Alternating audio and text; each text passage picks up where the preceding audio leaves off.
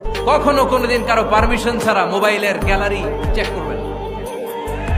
কখনো কারো পারমিশন ছাড়া তার ফেসবুকের মেসেঞ্জারে কে কার সাথে চ্যাটিং করেছে এটা করা যাবে না।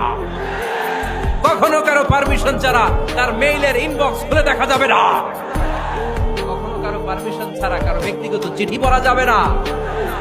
দিস ইজ ইসলাম, এটাই ইসলাম।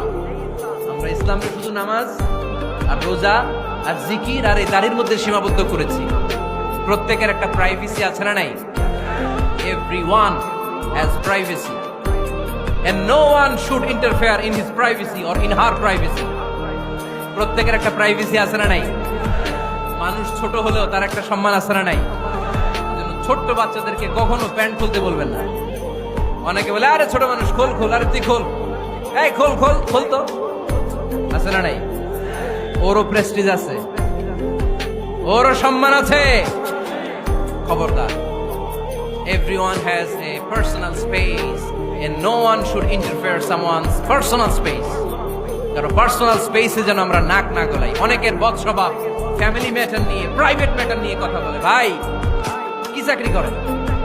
সরকারি না বেসরকারি? সরকারি। বেতন কত? উনার বেতন কত? এটা দিয়ে আপনার কি লাভ? ঠিক কি না?